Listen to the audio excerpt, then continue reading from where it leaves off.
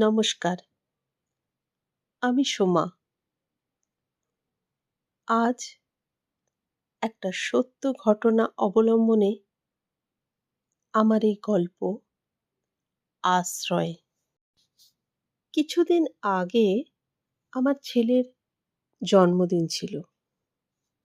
এবারে ঠিক করলাম ছেলের জন্মদিন একটু অন্যরকম ভাবে পালন করব।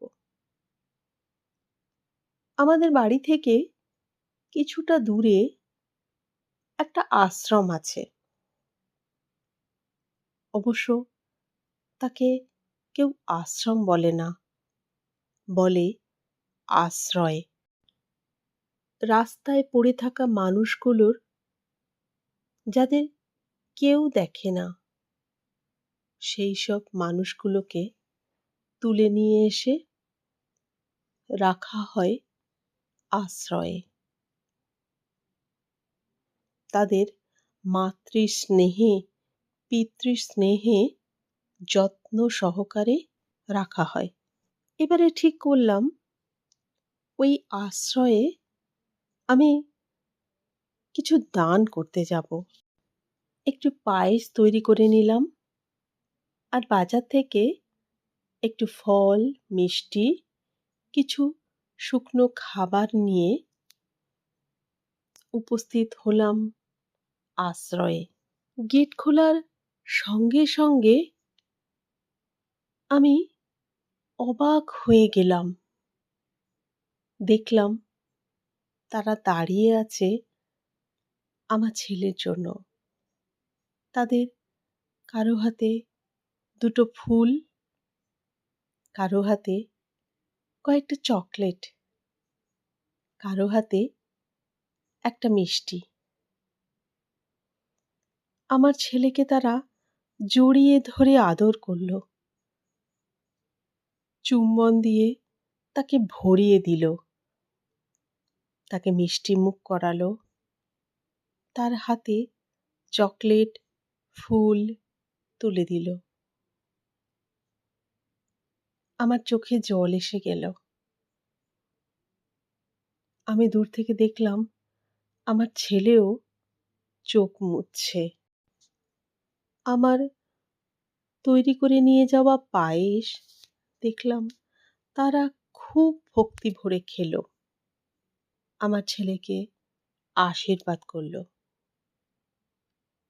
তাদের মধ্যে একজন বললেন, বাবা, আজ তোমাকে কয়েকটা কথা বলি। তুমি অনেক বড় হয়েছ, জীবনে হয়তো প্রতিষ্ঠিত হবে, কিন্তু ওই যে দূরে দাঁড়িয়ে আছে যিনি, তোমার মা, ওনাকে কখনো অশ্রদ্ধা করো না। মারাই শুধু পারে নিজেকে নিঃস্বার্থভাবে শেষ করে সন্তানদের মুখে হাসি ফোটাতে, তাদের জীবনে আলোয় ভরিয়ে দিতে। আমরা ভাগ্যহীনা, সন্তানকে মানুষ করেও মায়ের সম্মান পাইনি।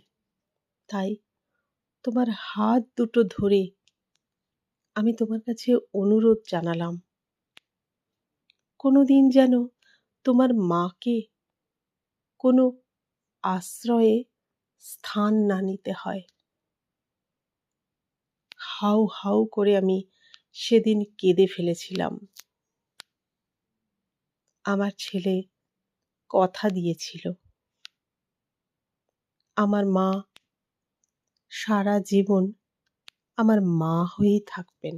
কর্মসূত্রে ছেলে আজ বাইরে, কিন্তু আমি আজও আশ্রয়ে যাই। ওদের সঙ্গে গল্প করি, আনন্দ করি। কিছু আনন্দ, কিছু হাসি আমি সঙ্গে করে নিয়ে আসি, আর কিছুটা ওদের মধ্যে বিলিয়ে দিয়ে আসি। এই আশ্রয় আমাকে জীবনবোধ শিখিয়েছে। আমার ছেলেকে দায়িত্ব, নৈতিকতা, কর্তব্য শিখিয়েছে। এই আশ্রয় আমার কাছে থাক আশ্রয় হয়ে।